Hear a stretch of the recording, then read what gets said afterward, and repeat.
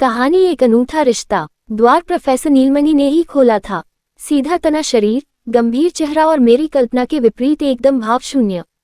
सोचा जाए तो एक अजनबी युवक को सामने देखकर किसी के चेहरे पर कोई भाव आ ही क्या सकता है। मैंने कहा, क्या मैं प्रोफेसर नीलमणि से मिल सकता हूँ? मेरा अंदाजा सही था। वे बोले, मैं ही हूँ नीलमणि। मैंने फिर हिम्मत बटोर कर कहा, क्या मैं भीतर आकर 2 मिनट बात कर सकता हूँ? वह बिना कुछ बोले चुपचाप भीतर की ओर मुड़ गए। उनके ठीक पीछे चलता मैं उनके ड्राइंग रूम तक पहुंच गया।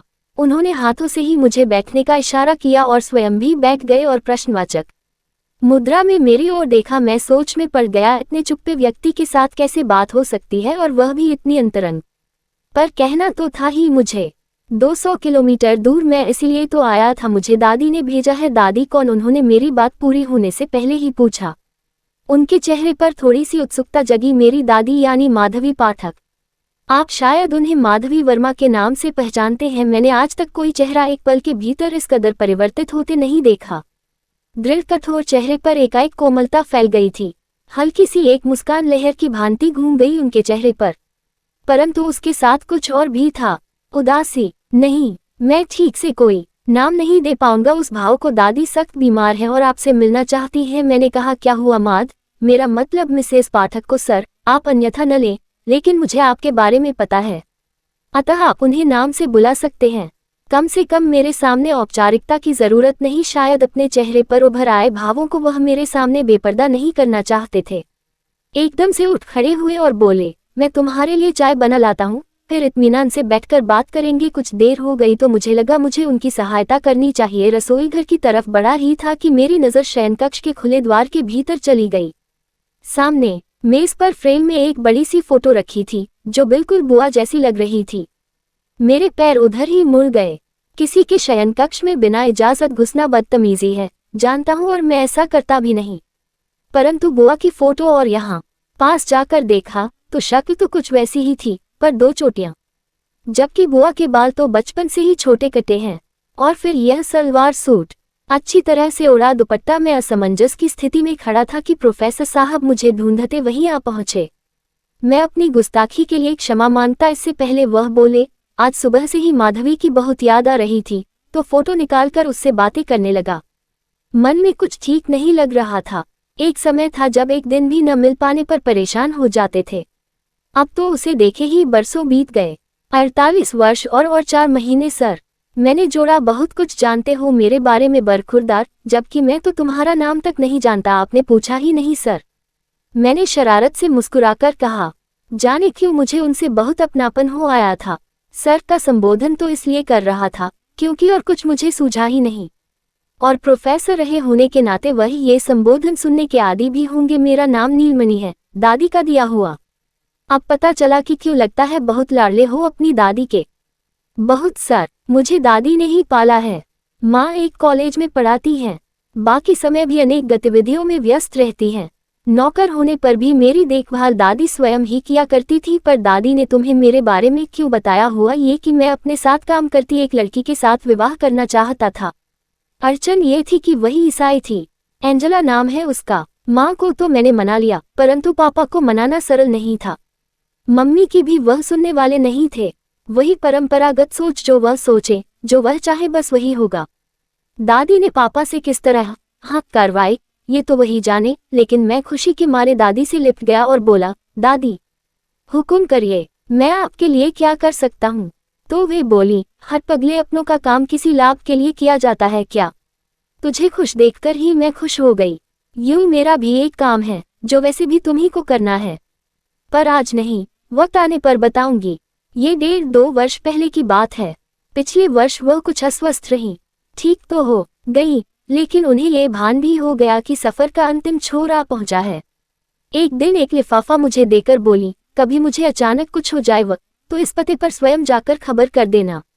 नाम पता सब इसमें लिखा है। तभी उन्होंने मुझे आपके बारे में थोड़ा सा बताया था। मैं उस दौर से स्वयं गुजर चुका था, अतः समझ सकता था, पर अभी वह अस्पताल में दाखिल है और मुझे आपके पास भेजा है। एक बार आपसे मिलने की तीव्र इच्छा है उनके मन में, अंतिम इच्छा ही समझ लीजिए। ज्यादा वक्त नहीं है हमारे पास। मैं आपसे निवेदन ही कर सकता हूँ चलने के लिए। मैं कार लेकर आया हूँ। माधवी की छठी इंद्रिय बहुत तेज थी, मुझे अभी तक याद है। उसने बुलाया है तो बिना कारण नहीं होगा, जाना तो है ही। कार में अधूरी रह गई बात का छोर पकड़ते हुए मैंने कहा, मैं जानता हूँ आपने दादी के कारण विवाह नहीं किया, ऐसी कोई भीष्म प्रतिज्ञा तो नहीं की थी विवाह न करने की। माँ ने कोशिश भी बहुत की पर मन मस्तिष्क में तो वही छाई थी, किसी और के भीतर घुसने की गुंजाइश ही कहाँ थी। बाद में मैंने पूरी तरह स्वयं को काम में डुबो दिया, पढ़ाने के साथ साथ शोध कार्य भी करता रहा, शेष समय समाज सेवा में लगा दिया।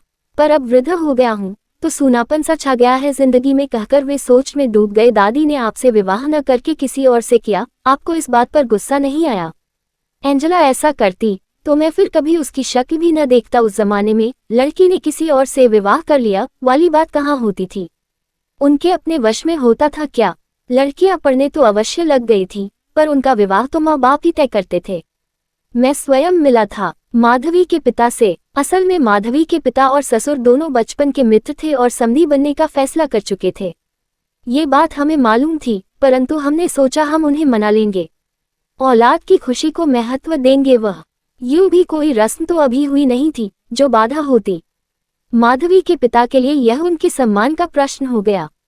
बेटी उनके निर्णय के विरुद्ध अपनी इच्छा से कैसे विवाह कर सकती है? उनके लिए दोस्ती की अहमियत अपने बच्चों की खुशी से बढ़कर थी।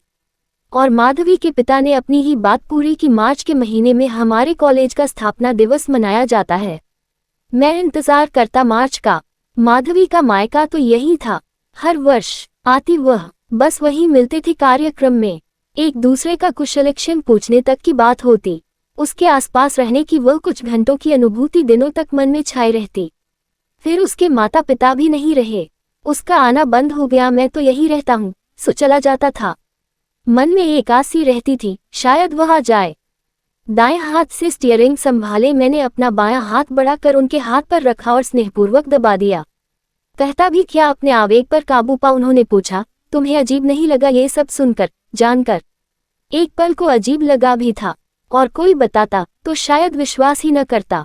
दादी को सब एक आदर्श के रूप में ही मानते हैं, हमारे संबंधी, मित्र, परिचित सब। परंतु शांति से जब सोचा तो यही लगा कि उन्हें जो जीवन जीने को दिया गया उसमें तो उन्होंने कोई कमी नहीं रहने दी। हमारे दादा अपने भाई बहनों में सबसे बड़े थे। बचपन से ही मैं देखता आया हूं कि उन सब के प्रति दादी ने अपने दायित्व अच्छी तरह और प्रसन्नता पूर्वक निभाए। दादू की बहनें अपने भाई से अधिक अपनी भाभी यानी मेरी दादी के अधिक करीब थीं। दूर पास के सभी रिश्तेदार दादी के स्नेह पात्र थे। स्नेह का अनंत स्रोत था उनके पास, जो सब में बांटकर भी खत्म नहीं होता था। दादू ठीक उनके उलट थे। स्नेह जैसे फालतू शब्द उनके शब्दकोश में थे ही नहीं। सब उनसे डरते थे, उनकी आज्ञा का उल्लंघन तो नहीं कर पाते थे, पर करीबी रिश्ता भी किसी से नहीं था उनका, दादी से भी नहीं। अपने अंतिम दिनों में तो वह और भी चिड़चिड़े स्वभाव के हो गए थे। दादी ने बिना शिकायत उनके अंतिम समय तक पूरी देखभाल की।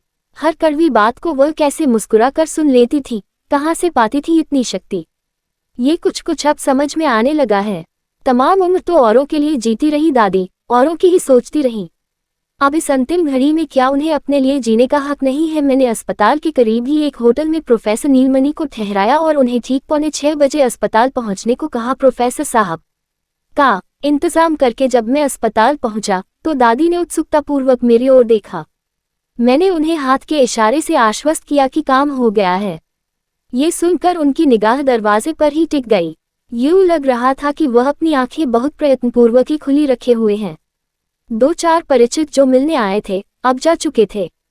मिलने वालों का समय समाप्ति पर था जब मैंने प्रोफेसर साहब को बरामदे के दूसरे छोर से अंदर घुसते देखा। मैंने मम्मी पापा को नीचे कैंटीन में जाकर जलपान कराने को कहा, वह शीघ्र जाएं। इसके लिए ये झूठ भी जोड़ दिया कि उनके लौटते ही मुझे किसी जरूरी काम से घर जाना है। प्रोफेसर नीलमणि को मैं भीतर दादी के पास ले गया और काम का बहाना बना बाहर खिसक आया। कहीं न जाकर मैं बाहर बरामदे में टहलता रहा। लगभग आधे घंटे बाद नर्स के डेस्क पर घंटी बजी और नर्स को इसी कमरे की तरफ तेजी से आते देखा। मैंने भीतर कमरे में झांका। प्रोफेसर अपने हाथों का सहारा देकर दादी को तकिए पर सुलाने का प्रयास कर रहे थे। कुछ पल वहीं रुककर वह तेजी से बाहर निकले और द्वार पर मेरे पास से गुजरे। उनकी छलकती आंखें बता रही थीं कि कहानी का अंत हो चुका है। क्या इसी को इच्छा मृत्यु कहते हैं? इस बारे में विचार फिर कभी, अभी तो मुझे एक और जरूरी काम करना है। मैं कमरे से बाहर निकला तो दूर मम्मी पापा आते दिखाई दिए। उन्हें कमरे के भीतर जाने का इशारा कर मैं प्रोफेसर साहब की तलाश में तेजी से सीढ़ियां उतर गया। इधर उधर देखने पर स्वागत कक्ष के एकदम पिछली बेंच पर प्रोफेसर साहब को बैठा पाया। सिर दीवार से टिका हुआ और बंद आंखों से अश्रु धुलक रहे थे। दोनों बाहें निर्जीव सी, जैसे उनमें अपने आंसू पोंछने की ताकत नहीं बची थी। मैं चुपचाप जाकर उनकी बगल में बैठ गया और अपने बाजू को उनके बाजू में लपेट लिया। वर्षों से दबे उनके आंसुओं को बह जाने दिया। जो दुख औरों के संग बांटे जा सकते हैं, उनका सहना उतना कठिन नहीं होता जितना उन दुखों का जो अपने भीतर दबा कर रखने पड़ते हैं, वह भी मन की एकदम निचली परतों में। बहुत बोझिल होती है उनकी पीड़ा। मैं उनके पास बैठा उनके हृदय को पढ़ने का प्रयास करने लगा। इनके हिस्से का दीपक किसी और के घर में रोशनी करता रहा और यह उस दीपक की सलामती की दुआ मांगते रहे। आज जब वह बुझ गया है तो उस परिवार में ऐसी वीरानी नहीं छाई जैसी वीरानी इनके मन में छा गई है। उस परिवार में वह आज भी विद्यमान है, अपने बच्चों के रूप में, उनके बच्चों के रूप में। पर इनके पास बस चंद स्मृतियां ही शेष है, बहुत पुरानी, सीमित और बांझ क्योंकि स्मृतियां तो फलती फूलती नहीं, वे धुंधली पड़ जाती हैं, सिमट सिकुड़ जाती हैं। ये तो प्रोफेसर साहब का आंतरिक बल था जिसने अब तक उन स्मृतियों को जीवित रखा था। मुझे संतोष है मैं उन्हें यहाँ ले आया। उन्होंने अपने शेष जीवन के लिए कुछ यादें और जुटा ली हैं। उनके आंसू कुछ थमे और उन्होंने मेरी उपस्थिति को महसूस किया। मैंने उनका हाथ अपने हाथों के बीच लेते हुए कहा, आप कभी ऐसा मत सोचना कि आप अकेले हैं। जरूरत पड़ने पर मैं करूंगा आपकी देखभाल, आपसे बराबर मिलने आता रहूंगा और उन मुलाकातों के बीच जब भी आपको जरूरत होगी एक टेलीफोन पर फौरन हाजिर हो जाऊंगा। जाने कैसा आत्मीय संबंध बन गया था मेरा उनसे। लगता ही नहीं था कि आज सुबह ही पहली बार मिले हैं। मन में एकदम से कुछ उठा और मैंने कहा, क्या मैं आपको दादू कहकर बुला सकता हूं? उन्होंने भीगी नजरों से मुझे देखा और बाहें फैलाकर मुझे अपने सीने से लगा लिया और फिर मेरे माथे पर स्नेहपूर्ण चुंबन कर इस अनूठे रिश्ते पर मोहर लगा दी। मुझे हमेशा मलाल रहेगा कि मैं अंतिम समय में मां के पास नहीं था। पापा ने भीगे स्वर से कहा। फिर कुछ रुककर मुझसे बोले, तुम तो थे उनके पास।